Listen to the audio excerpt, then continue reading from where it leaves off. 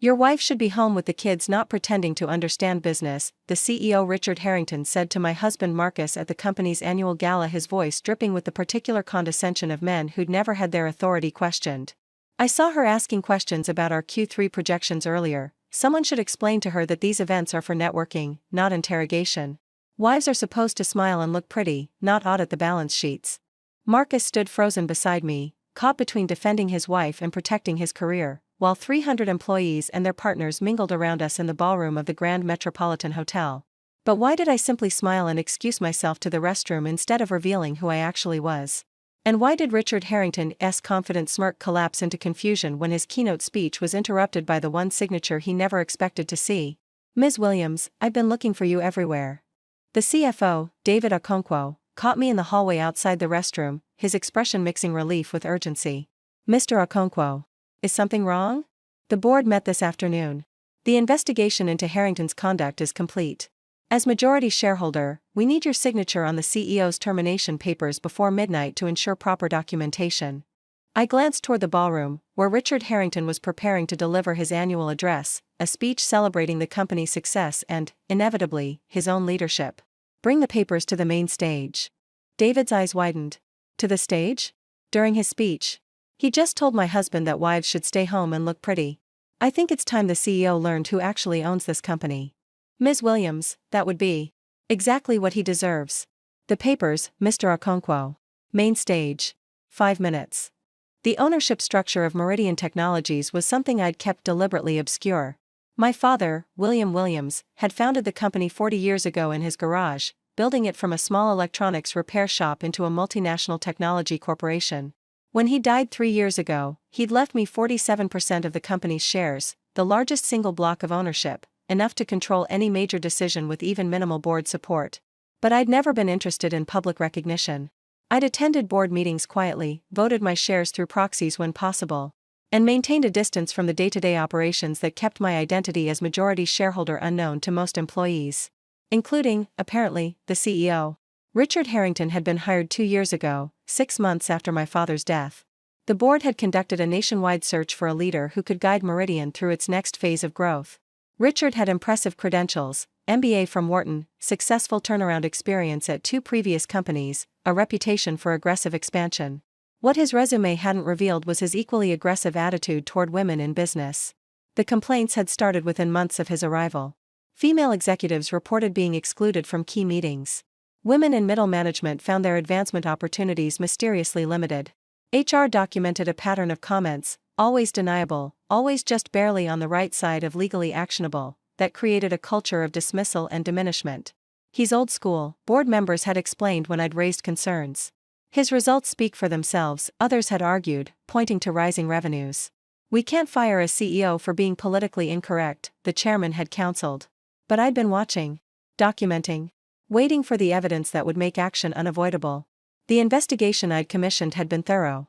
A law firm specializing in workplace culture had spent 6 months interviewing employees, reviewing communications, and building a comprehensive picture of Richard Harrington's leadership style. The findings were damning. 17 women had experienced direct discrimination. 43 had witnessed inappropriate comments or behavior. The company's female leadership had declined by 34% since Richard's arrival, with most departures citing cultural concerns in exit interviews.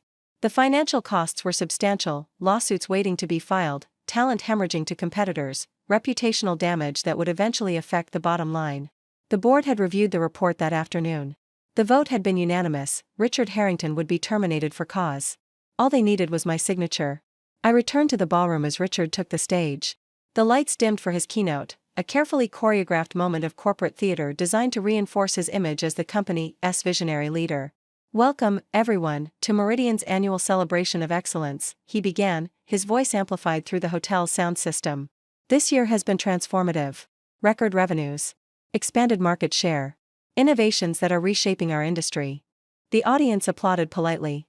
I found Marcus near the back of the room, his expression still troubled from our earlier encounter. Where did you go? He whispered. To handle some business. Vivian, what he said, I should have defended you. You will. In about 3 minutes. What do you mean? Watch. David Okonkwo appeared at the edge of the stage, a leather folder in his hands. He was trying to be discreet, waiting for a pause in Richard's remarks, but the CEO noticed the interruption immediately. David? Is something wrong? I apologize for the interruption, sir. There's a matter requiring immediate attention. It can wait until after. It cannot wait, sir. Board directive.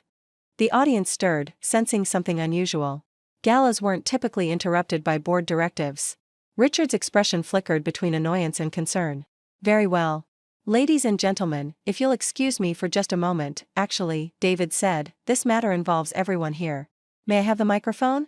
The murmuring in the audience intensified. Richard clearly wanted to refuse, but denying the CFO access to the microphone in front of 300 employees and their families would create exactly the kind of scene he preferred to avoid. He handed over the microphone with visible reluctance. Thank you. David addressed the crowd with the calm authority of someone who'd spent decades managing corporate crises. As many of you know, the board of directors has certain responsibilities regarding corporate governance. One of those responsibilities is ensuring that our leadership reflects the values we claim to hold. David, this isn't appropriate, Richard started. I'm afraid it is, sir. David turned to the audience. This afternoon, the board completed a 6-month investigation into workplace culture at Meridian Technologies. The findings were significant enough to warrant immediate action. The audience had gone completely silent. Effective midnight tonight, Richard Harrington is terminated as CEO of Meridian Technologies. The board has voted unanimously. However, under our corporate charter, major personnel decisions require the signature of our majority shareholder. David turned toward where I stood at the back of the room. Ms. Williams, would you please join me on stage to complete the documentation? 300 heads swiveled to follow David's gaze. I walked forward through the parting crowd, aware of every eye on me. The wife who should have been home with the kids, the woman who shouldn't have been asking questions about Q3 projections, the person Richard Harrington had dismissed as someone who didn't belong. Marcus watched me with an expression of dawning comprehension. Richard watched me with an expression of growing horror. I reached the stage and accepted the leather folder from David. For those who don't know me, I said into the microphone, I'm Vivian Williams. My father founded this company 40 years ago. When he passed away, he left me 47% of Meridian's shares, the largest single ownership block. I've chosen to remain relatively anonymous in my involvement with the company, preferring to let competent leaders handle day-to-day operations. I turned to face Richard directly. Unfortunately, our current CEO has not proven to be a competent leader. The investigation documents systematic discrimination against women throughout the organization. 17 employees have experienced direct harm. Dozens more have witnessed inappropriate behavior. Our female leadership has declined by over a third in 2 years. This is absurd, Richard interrupted. I've delivered record revenues. You've delivered numbers while destroying culture. That's not leadership. That's extraction. I opened the folder and reviewed the termination documents. The board has determined that your behavior constitutes cause for immediate termination without severance. Do you have anything to say before I sign? Richard's face had gone from white to red to something approaching purple. You can't do this. I have a contract. Your contract includes a morality clause that you've violated repeatedly. Our legal team is confident the termination will withstand any challenge. The board can't just. The board voted unanimously.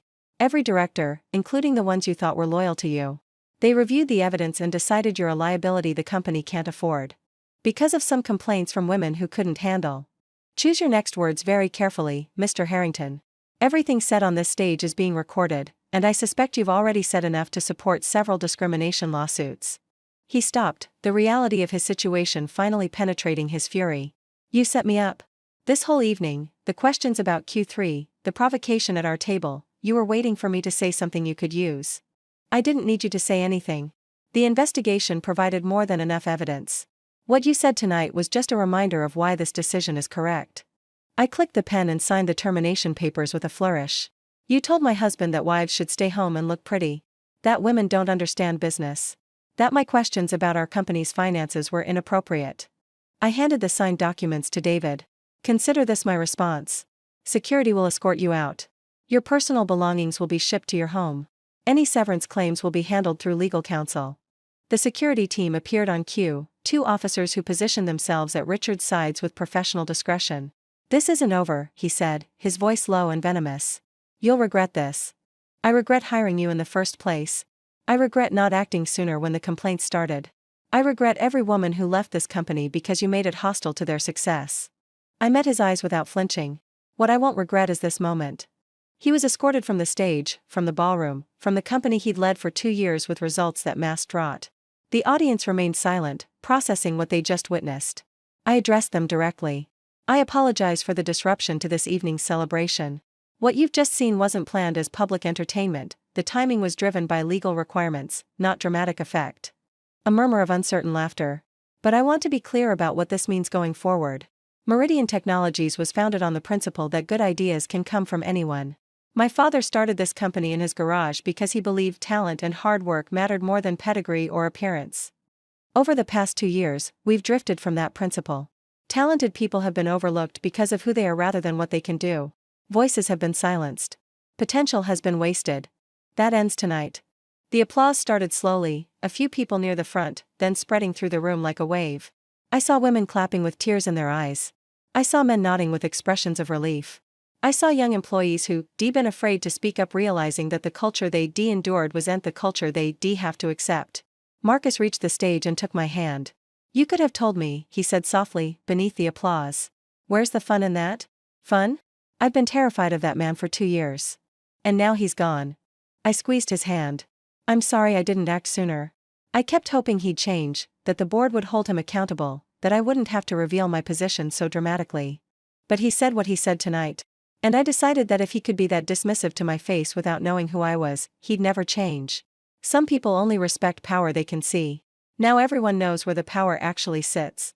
The gala continued after Richard's departure, though the atmosphere had fundamentally shifted. People approached me throughout the evening, employees who wanted to introduce themselves, women who wanted to share experiences they'd been afraid to report, men who wanted to express support for the change in direction. "I've worked here for 15 years, one senior engineer told me. Your father hired me straight out of college.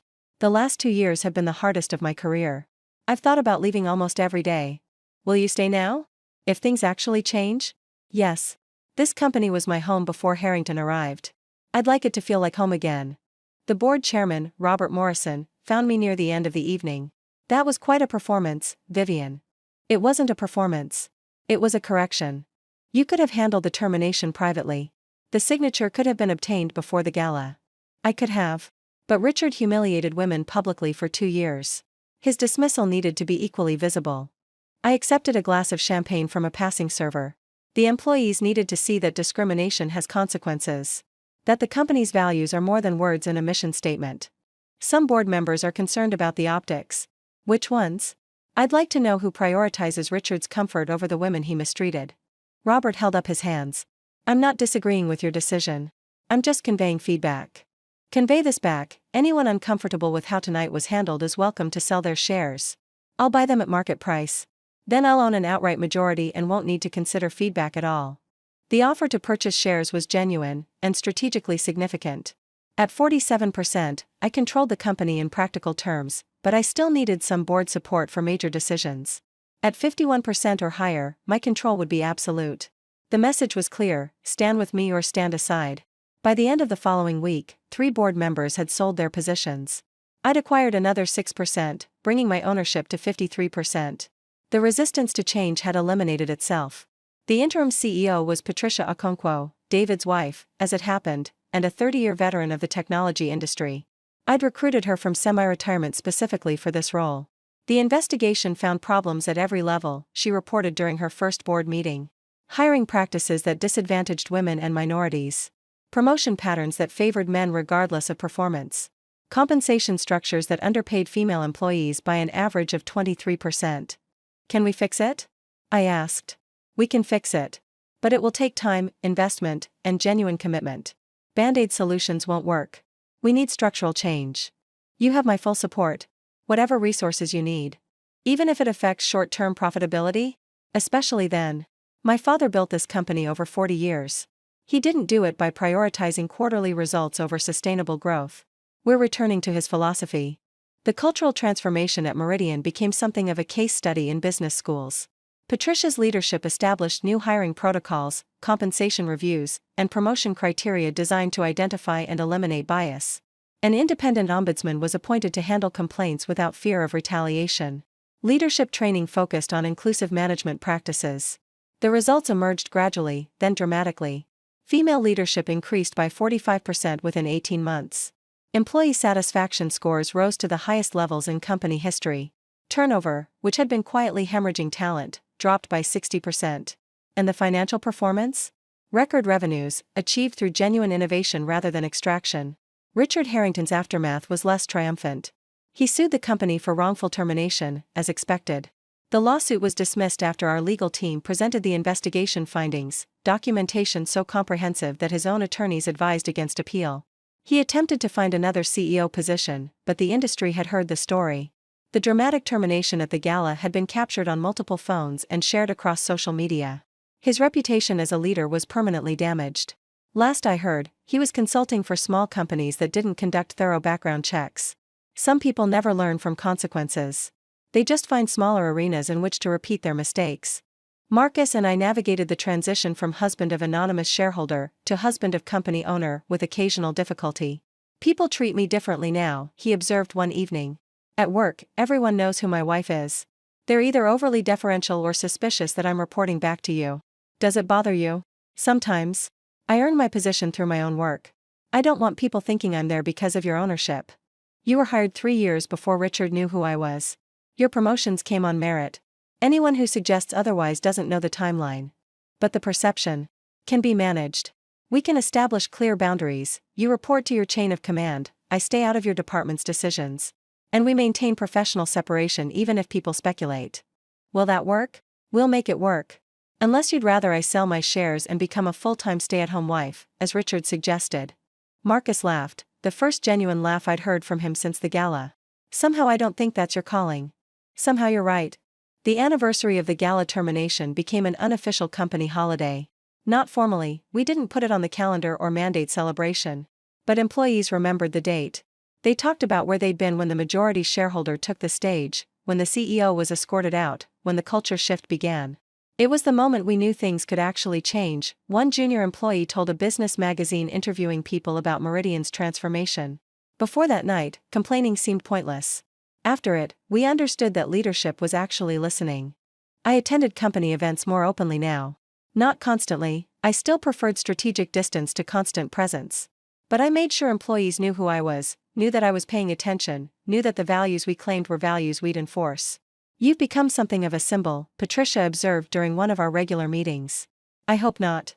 Symbols are static. I'd rather be a participant. Whether you like it or not, what you did at that gala resonated. The woman who was dismissed as just a wife turned out to own the company. That story matters to people, especially women who've been underestimated. I was lucky. I had the power to act. Most women who face that kind of dismissal do and have 47% of the company's shares behind them. Which is exactly why using that power publicly mattered. You showed that when women do have power, they can use it to create change. The conversation I'd never had with my father happened often in my imagination. He died before I'd taken any active role in the company, before I'd hired Richard, witnessed his failures, orchestrated his removal. I'd inherited ownership without inheriting his certainty about how to use it. What would he have thought of the gala termination? Of the cultural transformation that followed? Of his daughter, whom he'd raised to be thoughtful and strategic, choosing a moment of dramatic public confrontation? I believed he would have approved. Not of the drama itself, he'd been a quiet man, preferring private conversations to public spectacles. But of the underlying message. Of the defense of women's value in business. Of the insistence that culture mattered as much as profit. He'd built Meridian in his garage with my mother working beside him. She'd been his partner in every sense, contributing ideas, managing finances, solving problems alongside him. The company's success was as much hers as his, though she'd never received public credit. When Richard said wives should stay home, he was dismissing every woman like my mother who'd built value that men took credit for. That's what I couldn't accept. That's why the termination had to be public. Marcus and I attended the following year's gala as genuine partners, not as a manager and his anonymous wife, but as the COO and the majority shareholder. The promotion had been controversial, some board members worried about nepotism, about appearances, about conflicts of interest.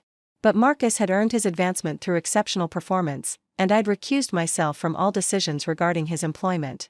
Ready? He asked as we approached the entrance to the Grand Metropolitan Hotel. For what? For being the center of attention. Again.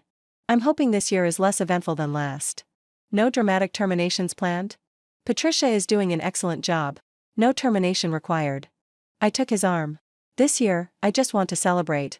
To acknowledge everything we've built, everything we've changed, everything we're still working toward. That sounds almost peaceful. I've earned peaceful. The evening was, in fact, peaceful.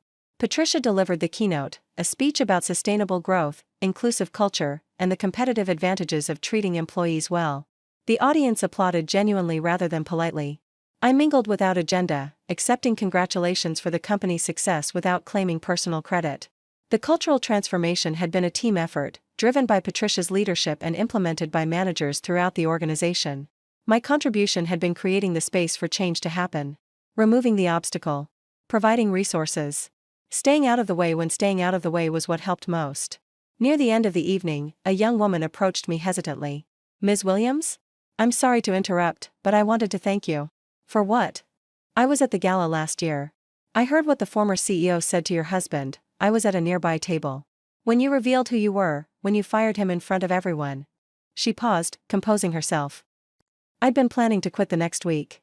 The culture here was unbearable. But after that night, I decided to stay and see if things would actually change. And did they? Yes. Completely. My manager now is supportive and fair. I've been promoted twice. I feel like my contributions are valued. She smiled. I'm glad I stayed. I'm glad you stayed too. The company needs people who believe it can be better, even when evidence suggests otherwise. You believed it could be better. I knew it had been better. My father created something special. Watching it deteriorate under leadership that didn't share his values was painful. Fixing it was the least I could do. The conversation stayed with me throughout the rest of the evening. One woman's choice to stay. One woman's experience of positive change. One data point in a transformation that had affected thousands. These were the moments that mattered, not the dramatic termination, not the media coverage, not the business school case studies. Individual lives improved. Individual potential unleashed. Individual belief that work could be meaningful restored. My father had built Meridian to create those moments. For 40 years, he provided opportunities for people to do their best work in an environment that respected them. 2 years of Richard Harrington had nearly destroyed that legacy. Now we were rebuilding it. Slowly, carefully, sustainably. Marcus found me on the balcony overlooking the city. Escaping the crowd? Reflecting on the crowd. On how different this feels from last year. Last year, I was terrified of my boss and hiding my wife's identity. This year, I'm COO of a company my wife owns, celebrating success we've built together. He stood beside me, looking out at the lights. Quite a transformation. Too dramatic? Just dramatic enough. He took my hand. I know I said I wished you'd told me who you were earlier. But I've been thinking, if I'd known you owned the company when we started dating, I would have second-guessed everything. Every promotion, every opportunity, every achievement. I would have wondered if it was real or just nepotism. And now? Now I know my career before your father died was entirely my own merit. The promotions afterward, those I've had to examine. But I've done good work. I've earned what I've received. You have. Having a wife who's the majority shareholder is complicated. But I've decided the complication is worth it. He smiled. Even if you did nearly give me a heart attack at last year's gala. We returned to the ballroom together. The evening was winding down, guests departing with satisfied expressions and genuine warmth. The company that had been fractured by poor leadership was healing, unified by shared values and visible commitment to change. Next year, I said to Marcus as we watched the crowd, I want this to be boring. No dramatic interventions. No terminations. Just celebration. That's a reasonable goal. I'm serious. I've had enough drama to last a lifetime. Peace and prosperity sound much more appealing. Then we'll work toward peace and prosperity. He kissed my forehead. Though knowing you, if someone at next year's gala says something dismissive about women in business, there might be at least a small intervention. Small interventions I can promise. It's the large ones I'm trying to avoid. He told my husband that wives should stay home and look pretty, not ask questions about Q3 projections. He didn't know that the wife he dismissed owned 47% of the company.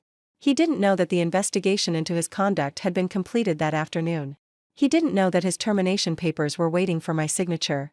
When the CFO interrupted his keynote speech to call me to the stage when I signed those papers in front of 300 employees when security escorted him from the building he thought he controlled, he learned exactly who he'd been dismissing. Some lessons are best delivered publicly. Some transformations require visible commitment. And some men only respect power they can see. Now he sees it. Now everyone does. The company my father built is returning to his values, not because I demanded it, but because I created the space for better leaders to make it happen. That's what ownership really means.